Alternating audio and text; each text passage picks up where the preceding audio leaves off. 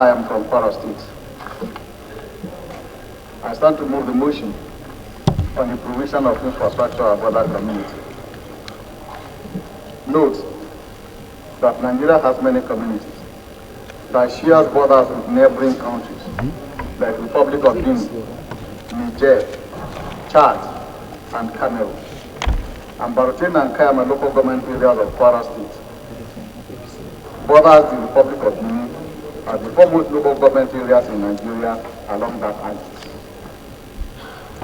Cognizant that several towns and villages like Chikanda, Sinaguru, Aruguru, Taberu, Boria, Guri, Nyari, Bukuro, Babi, and Karunji are some of the border communities in Barutin and Kayama local government areas. And the proximity of those communities to the Republic of Benin open doors for national and international business transactions between both sides.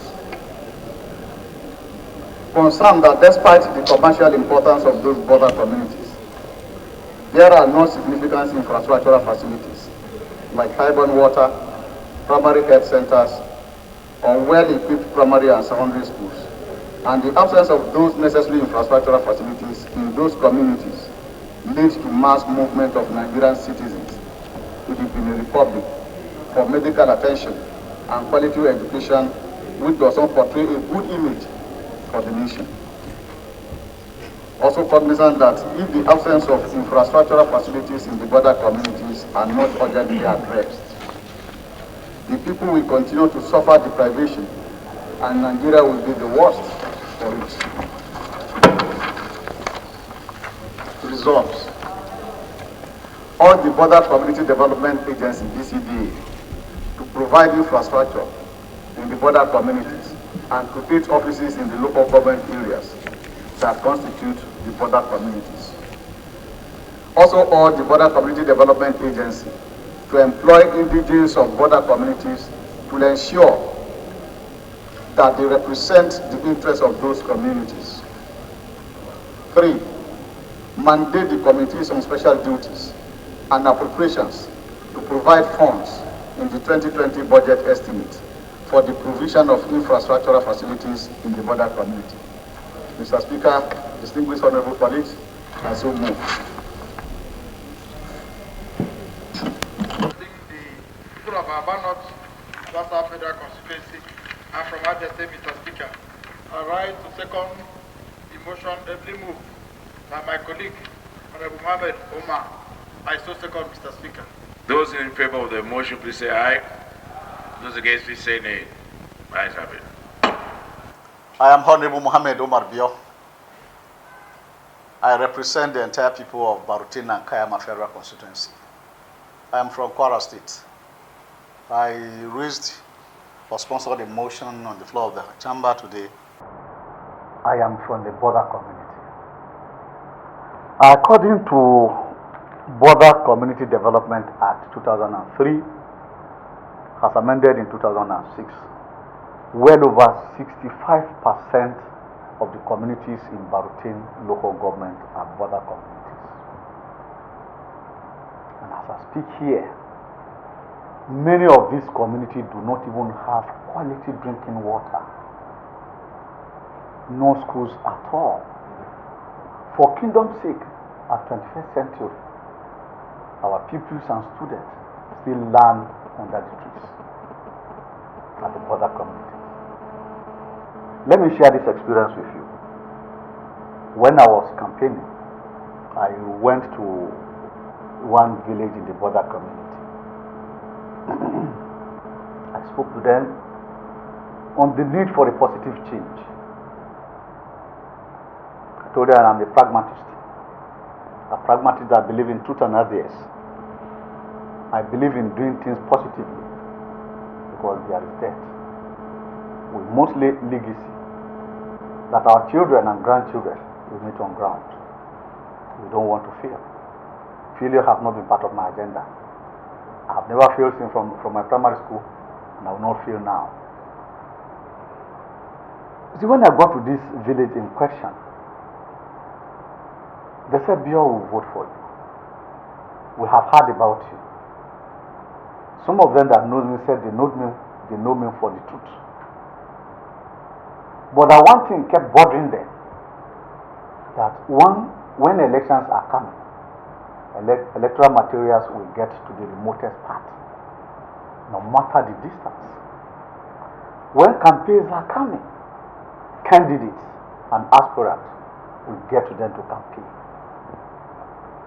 But after elections and people get elected into various offices, the dividend of democracy hardly gets to them. And when they ask, they will tell them that your place is far. But during the elections, nobody look at the distance. The electoral materials will get to them. Look, that is why I say let us be realistic here. Let us have the fear of God. Nigeria is for everybody. And we will definitely give an account of what we do one day. We should not take the advantage that they are in the villages, they are in the border communities, and some people are privileged to be in the towns. You maltreat them. That has time to change. And that is why I sponsor that motion. Minus even schools and bygone waters. Sincerely, from the depth of my heart, we don't have any good healthcare facility in Bautin and Kayama. All we manage is cottage hospitals, clinics owned by private individuals, manned by unqualified personnel. Most of the inhabitants at the border communities move to Benin Republic for good medical attention, Paraku and Niki in particular, and for quality education. Completely, this is preposterous. It is absurd. A country like Nigeria and our inhabitants are going to the neighboring countries. Of course, they owe their loyalty and their allegiance to that country. It is this kind of neglect that made Nigeria to lose Bakassi to Cameroon. We don't want that to happen. And that is why I stand to represent my people. We have to call a spade a spade. And Barutel local government and Kayama local government in particular, the doors of international and national business transactions are open there. The 3 tiers of government, the federal, state, and the local government generate huge revenue there. But despite these business potentials, nothing for the people. That is why I feel concerned that the lives and the need of my people is very important. We have to do everything possible to provide infrastructural facilities for them. One thing is very important, very key, that is representation. And of course, as a lawmaker, that is one of the functions of a legislator. Number 1 is representation. Number 2 is oversight. Number 3 is lawmaking. If you don't tell the world, the people concerned, the people who matter, this is what is wrong with you, this is the problem of your people, this is what your people are passing through, how will any other person know? And that is why today I feel, look, we are not being fairly treated in that part of the country. We need government presence. We need government attention. I deliberately waited till today because budget processes are on. I am a member of the appropriation committee. So that this is the moment government will do something about it. The Ministry of Special Duties will do something about it. The Budget Office should do something about it. The Appropriation Committee should do something about it. That is exactly what we stand for. The border closure, as far as I'm concerned, has a positive impact to the lives of Nigerians, to the people of Nigerians, and to the government. That is one. We have seen within this shortest time when the borders are closed, business transactions started booming in Nigeria, particularly in Bauchi and Kayama. Like I said a couple of days ago, my people are predominantly farmers. Agriculture is our major activities. The cost of ilobo has started picking up. Cost of maize, guinea corn, etc. started picking up. In the past, it was sold at a giveaway price because, you see, the traders, the buyers who come from Lagos, Kebbi, Ibadan, Osun, and like that. By the time they come down to Barutin and they hear the price, they cross the border to go to the Republic of Benin and confirm what the price is. So where there is a positive price variation, they go there, particularly in Benin Republic. That action will force the price of Nigerian farmers' product to drop automatically. Price is the function of demand and supply. Now, the cost of agricultural product in Barutin and Kayama picked up now.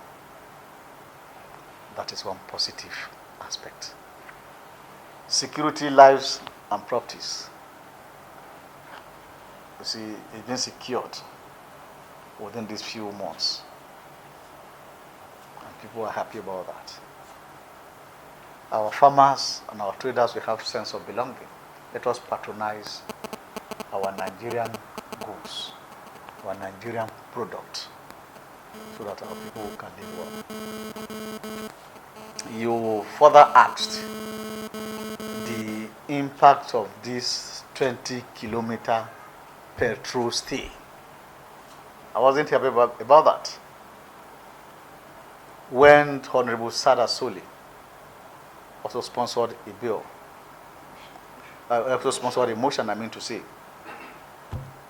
I was one of those people who strongly supported that motion. That is not a good order. The Controller General of Custom fairly step is bound. Petrol that is being produced in Nigeria should be consumed by Nigerians. The fact that my people share border with Benin Republic, that should not stop them from benefiting what they are supposed to get. In fact, my people are not happy about it. I was also not happy about that. And that was why we cried out that that law, that policy, that directive be withdrawn with immediate effect. And they should allow petrol to get to every nooks and crannies of Barutin and Kayama federal constituency. The smugglings are not done by my people. People are not involved in that. Barutin and Kayama people are law-abiding citizens. They go about their normal businesses. So I see no reason why they should suffer untold hardship for a sin that is not theirs. And that was why we objected it. That law have to be changed, retracted immediately. And that is our position in the House. One thing for a motion to be sponsored is another thing for government to implement. Yes, you see, as legislators, we don't implement. The executive does. Ours is to tell them, do this. This is what is right. These people has voted everybody. They did the best they can. We told the government to do what is right. And I'm very sure the government headed by President Mohammed Buhari has been doing what is right and will continue to do what is right fairly. My people supported him tremendously. If you look at the votes in Barushina and Kayama, it's overwhelming. Nobody wants to hear about any other political party. Everybody campaigned and voted for APC or true. So then I think it is time for my people to have the dividend of democracy. And that is exactly what they bargained for. And we will do all that we can to support the government to do what is right. It is our fervent hope that revenue generation will improve by 2020. All loopholes and leakages will be blocked so as to get the desired result. And we hope subsequently the President, the Commander-in-Chief of the Armed Forces, President Muhammad Buhari, will implement 2020 budget 100%. We are doing all we can to make sure that we have changed the budget cycle from January to December. And that is why you see we are working day in, day out as legislators. Thank you, my sister. Thank you, sir.